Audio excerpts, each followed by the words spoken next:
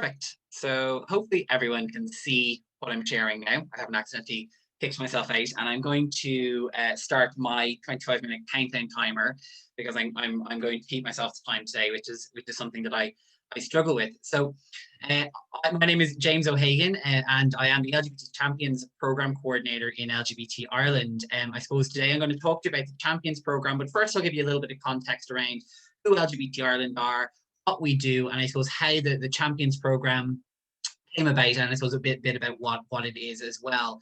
So, hang on, there we go. So, LGBT Ireland is a small organisation. We're the national charitable organisation for support, training, and advocacy and for visibility, rights, and inclusion of LGBTI people and their families and friends across Ireland. So that's a team there. It's a very small central team, but what makes LGBT Ireland unique and special is that I suppose it's built on top of a foundation of a number of regional organisations from across Ireland who all feed into our frontline services. So I suppose the main part of our work, or the main aspect of our work, is our frontline services. We have the LGBT helpline, the gender identity family support line. We do peer support groups for members of the LGBTI community who are looking for that solidarity and solace. And we have our website, which is a terrific resource for people who need information or guidance around LGBTI issues. So we, I suppose, as ourselves, our core team, work on this, and then we work with a group of organizations around the country. And I suppose everything that we do is built on the basis of what we're hearing through those frontline services and what information we're getting back from those frontline services. So we're very much led by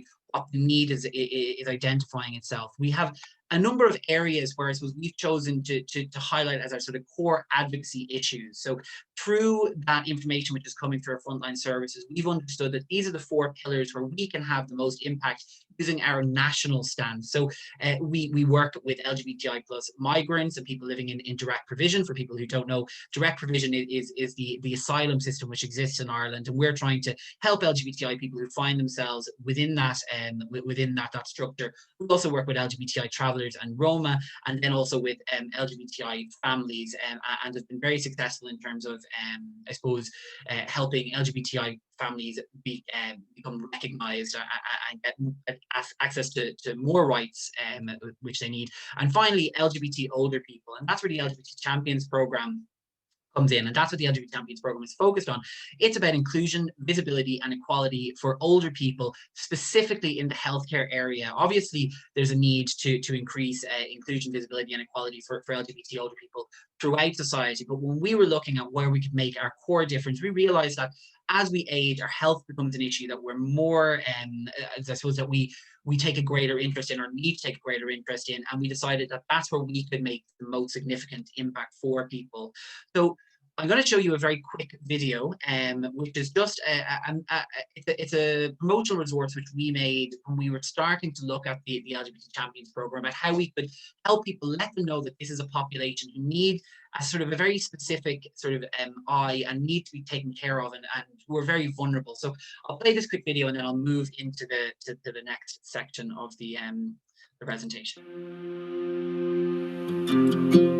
As I'm growing older now, my biggest fear, I suppose, as a trans person needing assistance or some type of care, would be that they don't respect who I am. That I'll be known as the trans person down in bed 7 and not Patricia down in bed 7. You can't legislate for kindness, but you can create an atmosphere of that sort of caring, understanding kindness.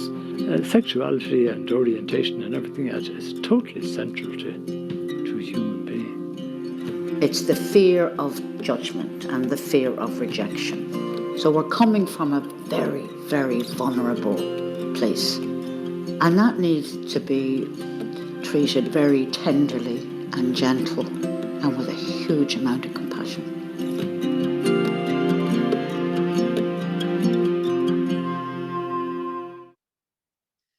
So as you can see, I suppose, from the testimonials of those people who took part in that Older Voices series, it is a very vulnerable age bracket and a very vulnerable group of people. I suppose Ireland in particular, I suppose we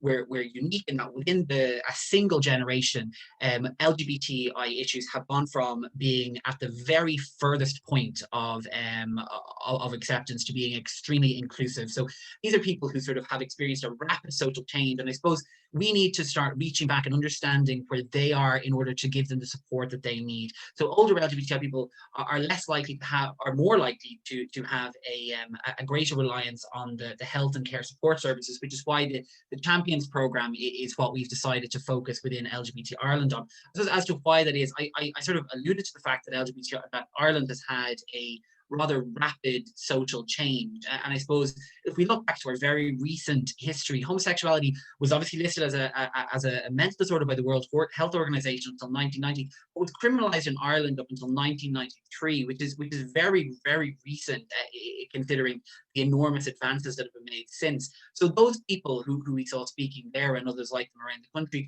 they would have experienced a life when they were growing up that their LGBTI identity would have led to stigmatization. They would have been excluded and marginalized and discriminated against in a way that was very open and almost state sanctioned in some cases. Coming out would have meant the loss of relationships with parents, siblings, spouses, children, friends. So ultimately, they ended up hidden and closeted and invisible. And we know as well that as we age, as we get older, we tend to become more invisible in society. So there's a double invisibility there, an invisibility due to age and an invisibility due to identity. And I suppose when you've worked so hard to have your identity respected, having it taken away from you as your age, it's not going to be something you're going to want. And it's a thing that we as society owe these people the respect to give them their identity and allow them to be who they are with respect and with dignity throughout the full of their life. And so I suppose within the Irish context, we're talking around 65,000 people. So the population above 65 is around 637,000 people. 10% are roughly LGBT. So this is a significant portion of the population. And it's a very invisible portion of the population. And when we've been talking to health and social care providers, one thing that comes up again and again and again is the fact that because they don't see LGBTI people within their services, they don't believe that those people are there, or not that they don't believe that those people are there, but they don't see that they're there, so they don't take them into account initially. But once you start speaking to these people who are working in these places and in these roles, their primary goal is to treat all of their patients with dignity and respect. So once they hear that that population is there, and once you've shown them stories similar to the ones which I had in the video, they become extremely interested and want to do what they can, want to do whatever they can do in order to sort of make their practice more inclusive. The Irish and the UK systems tend to be fairly similar. So UK research just around the attitudes of health and social care professionals is that basically there's an understanding of sexual orientation as not being necessarily relevant to the quality of a patient's healthcare. And while I suppose largely you could say that, you know, it's not going to let you get better any faster or not, but feeling respected is such an important part of being treated, and feeling as if you are able to be honest with the person that you were speaking to is such an important part of building a relationship, particularly as you age, where you're going to be engaging more and more frequently with members of the health and social care services. So 10% of the people who were part of this unhealthy attitude survey said that they didn't feel confident to understand or meet the specific needs of lesbian, gay or bisexual patients. 24% were not confident in their ability to respond to those specific care needs, and 75% had never received any form of LGBT awareness training. And I suppose this is what we see when we engage with the health service executive or with health and social care professionals, which is that there's a lack of confidence and sometimes almost a fear that you're going to do the wrong thing or say the wrong thing, which leads to stepping back or sort of ignoring the problem. On the flip side of that, in relation to the experience of the older LGBTI person, some Irish research, which was carried out by Trinity College and Glen, an LGBTI organisation here in Ireland, found that there's a great fear among these older LGBTI people that they are going to face rejection if they are to come out, if they're going to make themselves visible. They have a history of experiencing homophobic experience and they've struggled to come out. So they worry about what it might mean for their children if they've become married. They worry what it might mean for their employment. And I suppose there is, as I mentioned, that double invisibility. So I suppose one of the more positive things, and I think this is true around the globe as regards LGBTI people, is that we've been through an awful lot. So therefore we have developed a resilience. So 75% of the people who were spoken to on this particular project felt that their mental health was good or very good, as they developed a strong resilience through the year. Though there is, as I would say, a bit of a negativity baked into that, because that resilience is there as the necessity of having to build it up. So 40% of them were not out of their healthcare services, or would be fearful of coming out in their healthcare services. So the reality is as well that older LGBTI people have a diminished support networks in comparison to their heterosexual peers. This puts them at risk of needing more support. They're more likely to be single, and they are more likely to live alone as they age. As you can see, it's a significant difference between the gay and bisexual men versus heterosexual men. 43% of gay or bisexual men likely to be single compared to 15% of heterosexual men. That knocks on to the likelihood to have children and those sort of I suppose family support structures built around them.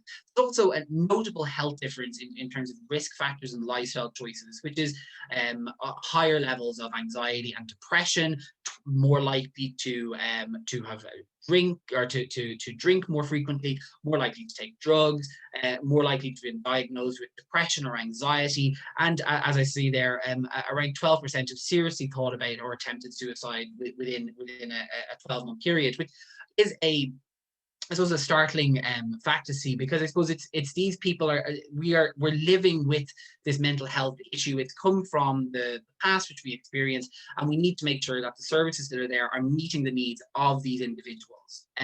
We've found, I suppose, in LGBT Ireland, and this comes through all of our training, is that becoming LGBT aware is becoming LGBT inclusive, and I suppose that's what we've been trying to, when we've been talking to organizations who we've been trying to, I suppose, work with to develop these inclusion strategies. It's just an understanding that it's not actually a tremendous extra work on top of what they're already doing, because health service is extremely busy, particularly at the moment. It's around awareness, it's around nuances, it's around making sure that people can see within your service that they're welcome, so that they feel comfortable to be who they are. Older people services, as we say, need to come out as LGBT friendly and not leave it up to the older people to come out. We ask our services that the next time they find themselves thinking, as I mentioned before, we don't have LGBT service users, clients, and patients, how safe would they feel coming out? How have you given any hint that this is a safe space for them? Do they know that if they ask someone for advice or ask someone for information around LGBT issues, that they're going to receive a positive and informed outcome from that? And also, do your staff know how to make them feel safe? Because I suppose we see and we know that putting a rainbow icon or putting up a pride poster in your meeting room or in your waiting room is extremely valuable. It lets people know that this is a safe space, but it really is only as valuable as the staff are capable of dealing with the inquiries that may come as a result of that, or the conversations that may develop as a result of that. So in terms of LGBT Ireland and what we're doing and the public campaigns that we're taking, that we're undertaking to I suppose address the needs of older LGBTI people, they go from the quite broad into the more specific. So we are providing LGBT awareness training to an enormous range of organizations. That's everything from large library association and sports and social groups, and making sure that that within the government, that government departments are LGBT inclusive and contributing to inclusive policies, so that sort of at a high level where people are interacting, they're getting that LGBT awareness training. We also developed an LGBT awareness online training e-module for HSE-Land. HSE-Land is the Irish Health Service Executive sort of online learning resource. So all Irish health and social care professionals would have access to this module. It's a basic module which kind of gives a basic understanding of LGBTI plus needs, and will kind of give people a foundation of knowledge. We've also collaborated with older people services, particularly Befriending Networks Ireland, Alone, Age Action, and Nursing Homes Ireland, because we know that while we're an expert within the inclusive space, within the LGBT space, we aren't necessarily the experts when it comes to older people, and also we're not the trusted voice when it comes to older people. So having these older people services and older people's organizations on board with us and sort of leading us as we made our way into this area has been very important in making sure that we become respected in what we're saying. We obviously, I suppose, you can't have a presentation without mentioning COVID-19. So we have last year had to figure out how we could support older LGBTI people who are more likely to, as I mentioned, live alone, more likely to be single, more likely to be suffering from isolation and loneliness. How could we support them in that context, particularly where our usual avenue of delivering training was somewhat disrupted? And lastly, we've expanded the LGBT Champions program and the LGBT Champions Network, which I'll get on to actually talking about now in a moment. So the LGBT Champions program is a training program for health and social care professionals working in older people services. And we've been very specific about who we want to train. We understand that if an older, we need a full spectrum of services to have LGBT champions within them to make it worthwhile and to make it work. So that at whatever point an older LGBTI person interacts with the health system, that they are going to have a good chance of interacting with a champion or someone within the department where a champion works, or someone has an awareness of our program and of the needs of those older LGBTI people. So we've targeted a number of sort of core professionals who we realize are the people who make up that cohort that older people are more likely to rely on. So that's GPs, general practitioners, nurses working within community hospitals, residential care services, home support services, local primary healthcare centres, integrated care teams, and then sort of acute general hospitals. So we look at these as the places where the people who older people are going to rely on are going to be based, and therefore we have targeted them in order to receive the from us, and we've made contact with them to sort of let them know that this population exists. And the first part of that conversation is as basic as, do you realize older LGBTI people exist? That is as basic as it gets at the very beginning of any of these conversations. So an overview of the LGBTI Champions program. So the objective of this program is to transform the care experience of older LGBT plus people to one of inclusion, equality, respect, and dignity. We've understood that this can't be just something similar to a regular CPD session, a one-off training. This needs to be something where there's consistent engagement from us in LGBT Ireland with the people that we're working to make LGBT aware, helping them change their systems and services. It's not going to work if it just someone comes along for a 3-hour workshop and goes back and not much of their practice changed. So when we developed this training program, we developed it in a three-stage program. The first was a training day where we, I suppose, give people the research. We talk to people about the experience of older LGBTI people. We introduce them to older LGBTI people through videos, and then we were able to do it in person through having them actually participate in person at the training events. We give them the background, and we help them understand sort of the situation for those older LGBTI people. We then speak to them about what the changes look like, what the changes in the health system need to look like, and help them understand how what's being asked isn't actually an enormous amount of work. It is just around nuances of changing small ways in which programs are run or small ways in which services are delivered. And we help them reflect on this, understanding their privilege as oftentimes cisgendered heterosexuals, helping them see from that through that rainbow, that silver rainbow lens to what the experience of an older LGBTI person is.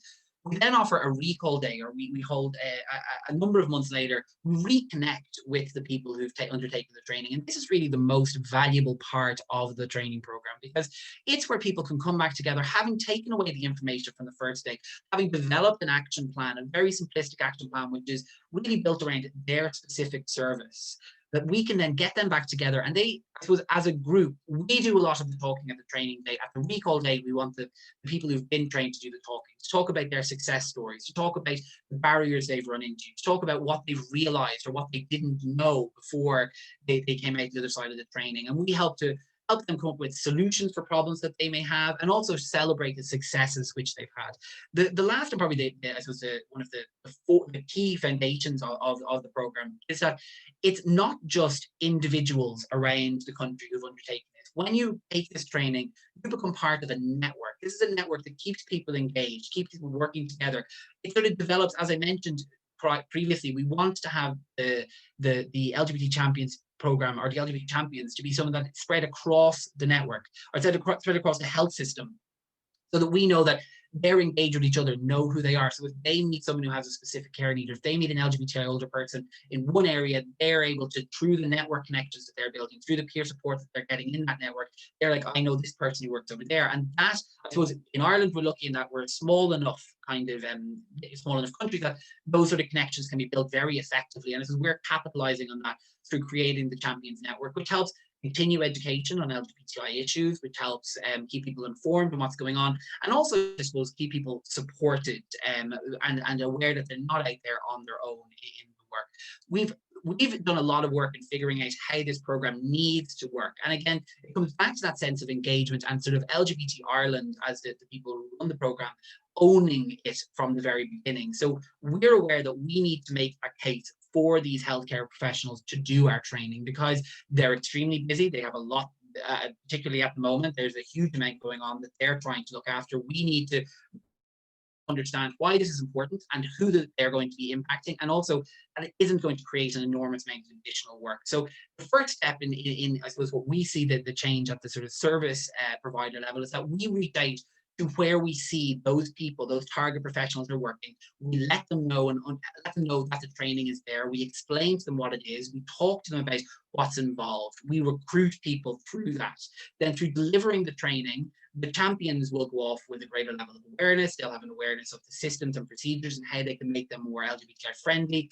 They'll increase the visual inclusivity for LGBT people within their services, which will have a knock-on effect. And I suppose this is all going on cyclical as part of being part of the LGBT Champions Network. This will have a knock-on effect for older people, in that there'll be a reduced barrier to accessing care, there'll be an improved care experience, improved sense of confidence in the service, and they'll feel more able to be out within the services. And for healthcare professionals, there's something of an unexpected benefit. We've seen that where LGBT champions, particularly in some of the bigger hospitals, have been trained, for healthcare professionals, for staff, we've seen an increased sense of inclusivity in the workplace.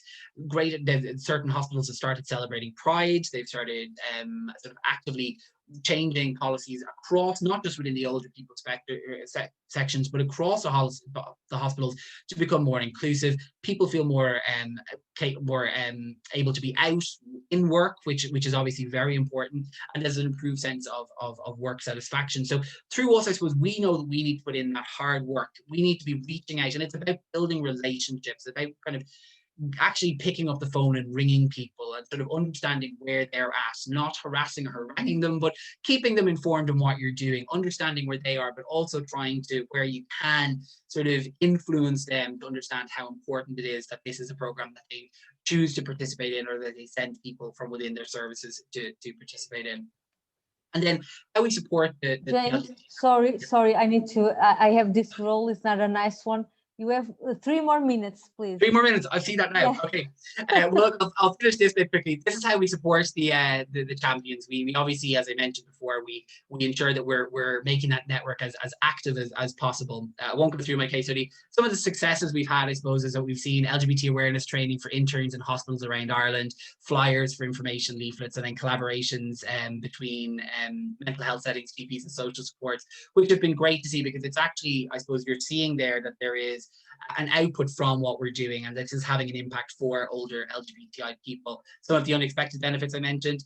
The last thing I was going to mention was through the lockdown, we noted that there was we undertook some research and discovered that there was a huge mental health impact for LGBTI people above that of the general population. 62% of the LGBTI community versus 51% of the general population had a decline in mental health. This was particularly impactful for older LGBTI people. As I mentioned at the beginning, we decided that the best way to support older LGBT people was to engage directly with them. So we set up an LGBTI Older and Bolder online community just using the Facebook groups, and through that we've had around 250 active members. It's growing all the time. These people, these are together, they are offering support to one another. We do online peer support groups, weekly coffees. People are sharing about what they're doing, and I suppose some of the feedback which we received from people who've been part of that, it's great to have a group like this. I know for myself, living alone in a new county, it's lovely to know that a group, even in a virtual sense, everyone's so friendly and positive. And then we can see someone saying thank you so much for the tea party. That like building this community is really important. And there's my contact details. And now I'm finished. 43 seconds to spare, apparently. Thank you. It was amazing. I don't know if you have any questions. If you have, please feel free to write them in the chat. But I will like to start, James, first thanking you for accepting our invitation, but also for highlighting the importance and the need to train professionals in the health sector. And one of our own objectives with the Best4OlderLGBTI project was also to train health and social professionals to make more inclusive care. So I would like to thank you for highlighting the importance of that. And I will just give a brief contextualization of something that is happening in Portugal. And if we have people from Portugal in this workshop, I believe they will know what I'm talking about. We have on next Sunday elections for our president. And we have one candidate that is radical right wing, and yes, and well, is the things he promotes are not very nice, but he make a very unpleasant comment to one of our other candidates, a woman, because she normally uses red lipstick, and so like. And the comment was, she seems like she's not taking seriously her role as candidate just because she wear red lipstick. Well, I took it personally because people who know me knows I use red lipstick, so I feel an incompetent, but okay. And there was a lot of public figures as a campaign showing support to this female candidate. I don't know how to say, but using red lipstick, women, men, LGBTI, heterosexuals, everyone was showing, and there was a lot of homophobia comments towards people who show this support. And yesterday I was showing a program that is occurring in Portugal, and the guy that was presenting said that one comment came from, he was checking the comment on Instagram, and he realized from the profile that it was a psychiatrist in a public hospital. So the debate was, oh my God, we have a professional in mental health, probably dealing with LGBTI, who makes a very nasty comment regarding a man putting red lipstick. So my question would also be, about the role of social media in advocating for LGBTI rights, and also older LGBTI, since we also know it's more difficult sometimes because of the invisibility older LGBTI suffer. But I would like to know your perspective about the role and the impact that social media can have also in this scenario. Yeah, I think that social media is obviously extremely important. I mean, particularly at the moment when virtually all of the socializing and we're doing everything virtually. So through Instagram, through Facebook, that's where an awful lot of your engagement is. I think that we all have a role. I suppose LGBT Ireland, this morning, just immediately before this meeting, we were having our kind of annual comms meeting to discuss within LGBT Ireland what our priorities for social media were going to be. And it is about using it as an avenue to educate people, but also being very, I think one of the things that we've become aware of is that you're not really going to change anyone's mind on social media. So you're better to, rather than engaging in arguments or engaging in kind of conversations, people will do that, but from us as an organization, rather than engaging in, I suppose, an education campaign to try and change the minds of people who are sort of unwilling to learn, pitch things towards the people who want to know more and want to understand more and who are sympathetic to what it is that you're trying to do, or to those people who may not necessarily be aware of the existence. So I suppose particularly around older LGBTI people, and I'm sure it's the same around all of Europe, is that there is a lack of awareness of older LGBTI people as even a population group that needs to be considered. So first and foremost, I think it's about creating that awareness of that population, and you'll have the people who want to know more and want to understand more and want to engage with that and talk to them and sort of Because unfortunately, that example that you pointed out of the sort of the psychiatrist who was being misogynistic and homophobic because of someone wearing red lipstick, they exist throughout society in all roles, up and down the chain of command. You know, we're seeing one leaving Washington tomorrow, and you need to try and not get bogged down in talking to those people because their mind isn't changing. My mic was off. Yes, I think nowadays social media can very quickly become battlefields, and the fake news and all the misinformation, and if you don't pay attention, you easily get involved in, and then people try to change what the meaning of what you're saying. Yes, yeah. And it can be very, very dangerous. I have a comment from Manon, which is also a member, a lovely member of this partnership. And she doesn't have a specific question, but she would like to compliment you, James, on your presentation and the program of LGBT champions, because getting healthcare professionals involved on this level is impressive, and I share her opinion. It is quite impressive. The how many people you could involve in the project and in this program.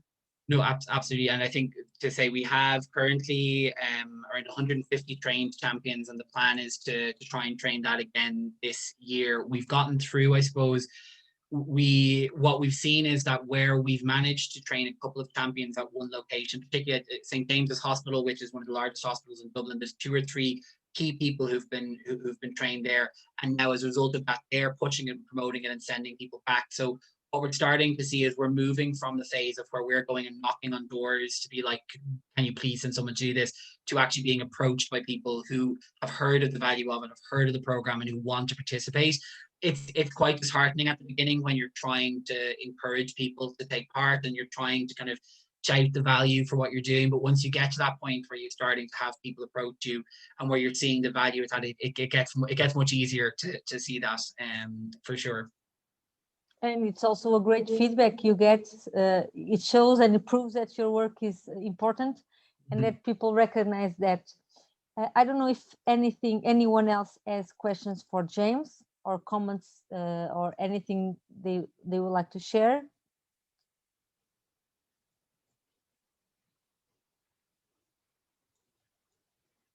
Okay, so I will ask another one. Just I would like to know if you felt some kind of resistance from professionals regarding the training and the topic, especially if you focus on older LGBTI or older people. To be in reality, I would say that we didn't really face much of a resistance as regards to topic, but we did face an awful lot of resistance as regards the time that we required for it and the time that we wanted people to put aside for it, because the health service across the world is massively overworked and under-resourced. So when you're going and you're saying, we want a 3-hour workshop here and we want a 3, it's a case of they very much see the need for it and they see the want for it, but everything that they're doing needs to feel vital. So you're trying to make the case as to why this is vital, and if they aren't seeing LGBTI people present within their services, there'll be a sort of it'll get pushed down the I suppose the checklist. It'll be pushed off the nice to do and onto it'll be pushed off the must do into the nice to do at some point framework. And we've seen that happen, particularly within the last year, where we were particularly within the last year where things were so up in the air, and there was so much ambiguity that people were just saying, no, we have too much and there's so much more that we have to do around COVID, so we can't give this time over. Thankfully, I suppose we built a strong enough relationship with areas of the health service that we have kept the training going, but certainly it's been more difficult to get people to sign up to it and commit the time to us in the last year. So James, the participants participate voluntarily. So do you do like an open call and everyone who wants to join? Yes, We go in search of so I suppose, as I said, we've identified the areas where the people who we want to train are working, and we did a large scale sort of mapping exercise to understand where they were. And we've been, I suppose, we're looking for the people who are in I suppose, the management positions and in the more upper level positions, because they can affect the change sort of down the line. So we know the exact people we want to train, and we've been building the relationships with the sort of senior management within the health system to try and target those. It is voluntary in that there is in each training session, you'll tend to have about half the group will be people who will have seen it advertised somewhere and put themselves forward for it and are in a role.